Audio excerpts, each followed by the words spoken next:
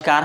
या व्हिडिओमध्ये आपण ट्रायंगल नावाचं जे आपलं चॅप्टर आहे 9th स्टँडर्डचं त्रिकोण नावाचं, तर मराठी आणि सेमी असे दोन्ही मीडियमचे मुलं हा व्हिडिओ पूर्णपणे बघा. व्हिडिओ खूप छोटा आहे पण अशा ट्रिक मी सांगितलेल्या आहे की ज्या ट्रिकचा यूज करून तुम्हाला हा पूर्ण सराव संच 3.5 जो आहे तर तो पूर्णपणे लक्षात येईल. तर व्हिडिओ पूर्ण बघा, स्किप करू नका. चला स्टार्ट करूया. खूप छोटा व्हिडिओ आहे, जास्तीत जास्त 9 मिनिटांचा व्हिडिओ हा होणार. तर मित्रांनो, हे जे पहिलं उदाहरण आहे, पहिलं जे एक्झाम्पल आहे, तर त्यामध्ये आपल्याला दोन ट्रायंगल दिलेले आहे आणि हे दोन्ही ट्रायंगल एकमेकांशी समरूप म्हणजे काय तर सिमिलर आहे.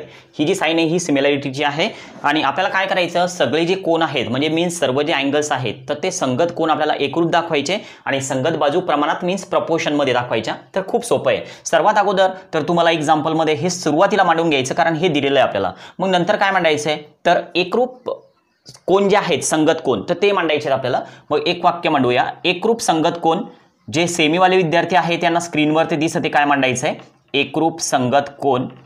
एकरूप संगत कोन खूप सोपं आहे, फक्त आता लक्ष द्या, थोडं बोर्डवर फोकस करा. बघा एकरूप संगत कोन कसे, तर हा जो एक्स कोन आहे ना तर याला एलच्या सोबत तुम्हाला एकरूप दाखवायचं. म्हणजे ज्यावेळेस दोन त्रिकोण असतात असे तर दोन्ही त्रिकोणामध्ये आता हा कोन जर का एक्स वाय झेड असं जर घेतला आपण तर इकडचा त्रिकोण आहे यल यम यन, तर हा जो कोन आहे तर हा या कोनाशी आपल्याला एकरूप दाखवायचा.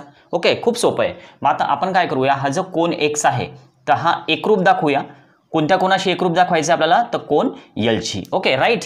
आता हे बघा, हा जो वाय आहे तर वाय कशाशी एकरूप होणार आहे तर यमशी. इथं सुद्धा आपल्याला दिसतंय ते कोन वाय जो आहे तर तो यमशी एकरूप असेल कारण तो मध्ये आहे या त्रिकोणामध्ये. आता या वायला आपण यमशी एकरूप दाखवलं. आता झेड जो आहे झेड हा कोन कोणत्या कोनाशी एकरूप घ्यायचा आहे, यस कोणत्या कोनाशी यनशी. बघा किती सोपं आहे. आता काय करूया, अशाच आपण संगत बाजू ज्या आहेत तर त्या प्रमाणात मांडूया. आता प्रमाणात म्हणजे नेमकं काय, तर एक बाजू अंशामध्ये घ्यायची, दुसरी बाजू छेदामध्ये घ्यायची, समोरासमोर बाजू मांडायची आणि मध्ये इज इक्वल टू ची म्हणजे बरोबरचं चिन्ह द्यायचं, प्रपोर्शन मध्ये मांडायच्या बाजू. मग आता ज्या संगत बाजू आहे तर त्या आपण लिहूया. परत वाक्य मांडायचं आपल्याला एक संगत बाजू. संगत बाजू. आता संगत बाजू मांडत असताना काय करायचंय बघा, एक्स वाय ही बाजू जर का आपण घेतली एक्स वाय, परत मी त्रिकोण काढतोय, हे विनाकारण मी या ठिकाणाहून पुसले. बघा समजा हा X Y Z L M N, तर आता ही एक्स वाय जर बाजू आपण घेतली एक्स वाय तर ही कशाच्या सोबत घ्यायची, एल एमच्या सोबत. बघा किती सोपं आहे.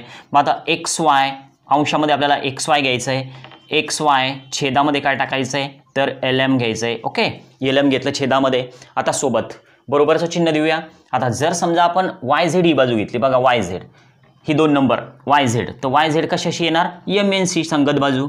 मग आता वाय झेड सोबत काय घ्यायचं आपल्याला M Y Z M N. Okay, बरोबरचं चिन्ह देऊया. परत एक्स झेड घेतला आपण, एक्स झेड जर घेतला आपण तर सोबत काय येणार तर एल एन. तर या हे प्रमाणात असणाऱ्या बाजू मीन्स काय तर करस्पॉन्डिंग साइड्स ज्या आपल्याला प्रपोर्शनमध्ये घ्यायच्या आहे. ओके, तर हे जे आहे तर हे होतं एक्झाम्पल नंबर फर्स्ट. आता असं सेकंड बघू, सुद्धा खूप सोपं आहे. सेकंड एक्झाम्पलमध्ये काय दिलेलं आहे बघा, एक त्रिकोण आहे की ज्याचं नाव आहे एक्स वाय झेड, त्याच्या तिन्ही पण बाजू आपल्याला दिलेलं आहे. बघा त्रिकोण एक्स वाय झेड, आपण काय करूया तर थोडी रफ डायग्राम काढूया. एक्स वाय झेड तिन्ही सुद्धा बाजू दिलेल्या आहे, 4 6 आणि 5 तिन्ही पण बाजू दिलेल्या आहे. दुसरा त्रिकोण आहे पी क्यू आर. ओके, पण या पी क्यू आरची फक्त एकच बाजू दिलेली आहे, किती 8 आहे. नक्कीच हा त्रिकोण मोठा असेल, आपण तो छोटा काढला पण आपल्याला डायग्राम काढायची नाहीये. आपण काय करणार तर फक्त हे उदाहरण सॉल्व्ह करणार, डायग्रामचं काम नाही आपल्याला. आता आपण काय करूया तर ह्या राहिलेल्या ज्या बाजू आहे तर ह्या कशा काढायच्या, तर हेच आपण या ठिकाणी वापरलं ना तोच गुणधर्म वापरायचा. हे जे दोन्ही जे त्रिकोण आहेत तर ते समरूप दिलेले आहे आपल्याला. समरूप मीन्स काय तर सिमिलर. मग आपण अगोदर तसं मांडून घेऊया. हे सगळं मांडायचं अगोदर, उदाहरण सोडत असताना हे सगळं मांडायचं आहे आपल्याला. आणि परत आपल्याला काय काय समोर प्रश्नार्थ चिन्ह देऊन टाकूया की काय फाइंड आउट करायचं आहे. मग आता काय फाइंड आउट करायचं आहे तर पी आर फाइंड आउट करायचं आहे, क्वेश्चन मार्क देऊया. सोबतच आपल्याला काय फाइंड आउट करायचं आहे, क्यू आर सुद्धा फाइंड आउट करायचं आहे, परत आपण क्वेश्चन मार्क देऊया. ओके, तर आता याला कसं सॉल्व्ह करता येईल बघा. आता तुम्ही सांगणार मला आहे क्यू आर, चला सांगा. आपण काय करूया, सर्वात अगोदर तर हे दोन्ही त्रिकोण एकमेकांशी समरूप मांडूया. एक्स वाय झेड समरूप मीन्स सिमिलर त्रिकोण कोणता PQR हे सिमिलर आपल्याला दिलेले आहेत पुस्तकामध्ये जे एक्झाम्पल आहे तर त्यामध्ये सिमिलर दिलेले आहे. आता जर XY साईड आपण घेतली, करस्पॉन्डिंग साईड्स आपण घेतोय की ज्या प्रपोर्शनमध्ये आहेत म्हणजे संगत बाजू प्रमाणात असतात. मग जर आपण XY साईड जर घेतली XY तर XYच्या छेदामध्ये काय टाकायचं आपल्याला? यस राईट, PQ टाकायचं आहे. बघा XYच्या छेदामध्ये काय टाकायचं? PQ. इकडचे 2 घ्यायचे, तिकडचे 2 घ्यायचे, बरोबरचं चिन्ह देऊ. आता जर मी YZ घेतलं या साईडचं YZ, बघा YZ जर घेतलं तर त्या साईडचं काय घ्यावं लागेल? QR. बरोबरचं चिन्ह देऊया. आता जर XZ घेतलं XZ, इकडचं XZ तर त्या साईडचं काय घ्यावं लागेल? Yes right, PR. आणि समोर मांडायचं आहे की संगत बाजू प्रमाणात असतात. Corresponding sides are in proportion. Okay, आता यात किमती टाकूया. XY ची किंमत बघू शकता तुम्ही, XY किती आहे? 4 आहे. PQ दिलेला आहे का? आहे दिलेला. किती? 8 दिलेला आहे, बरोबरचं चिन्ह. YZ किती आहे? 6 आहे. मग 6 किंमत टाकूया. QR आपल्याला फाइंड आउट करायचं आहे. मग QR जशाच्या तसा मांडला, बरोबरचं चिन्ह देऊया. आता XZ, तर XZ ची किंमत पाहून मांडूया. किती? XZ ची किंमत 5 आहे. 5 मांडली किंमत. PR आपल्याला फाइंड आउट करायचा, तर त्यामुळे PR जशाच्या तसा मांडला. आता आपल्याला काय करायचं? याचं क्रॉस मल्टिप्लिकेशन करायचं आणि त्या साईड फाइंड आउट करायच्या. खूप सोपं आहे. बघा सुरुवातीला आपण हे 2 घेऊया, पहिलं आणि दुसरं गुणोत्तर घेऊया. QRनं 4ला मल्टिप्लाय करा म्हणजे गुणाकार करा. 4 गुणाकारामध्ये QR होणार. ओके, बरोबरचं चिन्ह देऊ. यानं याला गुणलं, मग आता 8नं 6ला गुणा. 8 गुणाकारामध्ये 6. या समोरच्याचं सध्या काम नाही कारण PR आपल्याला नंतर काढायचा. अगोदर हे QRच काढून घेऊ. आता आपण काय करूया? हे 4 त्या साईडला नेऊ. गुणाकार आहे त्या साईडला गेल्यानंतर भागाकार होईल. तुम्ही जर नवीन असाल तर आपलं एक चॅनल आहे बेसिक्सचं, जिजाऊ स्पर्धा परीक्षा अकॅडमी.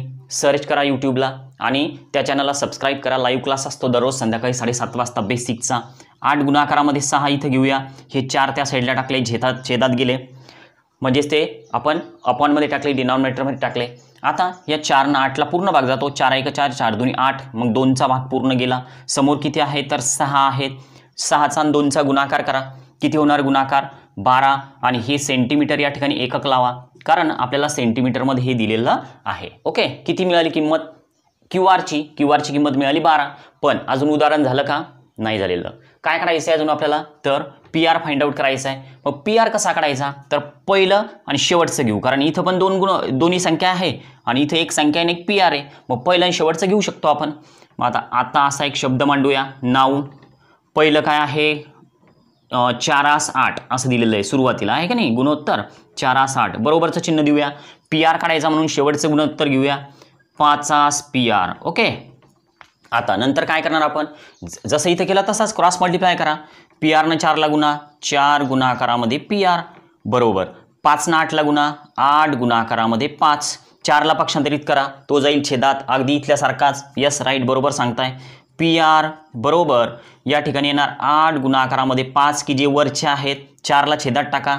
परत आता 4नं 8ला पूर्ण भाग जातो. 4 1 4, 4 2 8 आणि समोर किती? 5. उत्तर किती आलं फायनल? तर ते मला कमेंटमध्ये सांगा किती उत्तर येणार. ओके, आता बघूया सगळ्यात शेवटचा प्रश्न. तो सुद्धा खूप सोपा आहे. अगदी तुम्ही तुमच्या मनानं सुद्धा त्या डायग्राम काढू शकता. तर त्या कशा काढायच्या तर त्या स्क्रीनवर मी तुम्हाला सांगतोय. ओके, चला बघा. तर मित्रांनो, तिसऱ्या प्रश्नामध्ये आपल्याला काय करायचं आहे की 2 ट्रायंगल काढायचे की जे समरूप आहे, सिमिलर आहे. मग कसे काढणार आपण? समजा आपण एक ट्रायंगल काढला, एक दुसरा ट्रायंगल काढला. मग आता एका ट्रायंगलच्या साईड ज्या आहेत तर त्या आपण घेतल्या समजा 2 3 आणि 5. ओके, 2 3 आणि 5. आता दुसरा जो ट्रायंगल आहे ना त्याला आपण डबल करूया. मग 2 ची डबल जी आहे तर ती किती होणार? 4. बघू शकता तुम्ही, 2 ची डबल 4 झाली. ओके, ही साईड थोडी मोठी झाली, डबल साईड घेतली आपण. आता जी 3 आहे तर त्या 3 ची डबल करा, किती होणार? 6. मग या साईडवर 6 मांडा. इकडचा त्रिकोण मोठा होणार या साईडचा. जो समजा आपण या साईडला 2 3 5 घ्यायचं ठरवलं ना, मग आता 5 जो आहे तर त्या 5ला किती मांडणार तुम्ही? आता 10 मांडणार म्हणजे डबल झालं. ओके, हे जे गुणोत्तर आहे, हे जे प्रपोर्शन आहे तर ते डबल झालं. आणि हे दोन्ही त्रिकोण जे आहे, जे ट्रायंगल आहे तर ते समरूप त्रिकोण आहेत. तासची डायग्राम तुम्ही तुमच्या नोटबुकवर काढू शकता. चला, ओके, बाय, धन्यवाद. नवीन असाल तर नक्की सबस्क्राईब करा आणि लाईक करायला विसरू नका.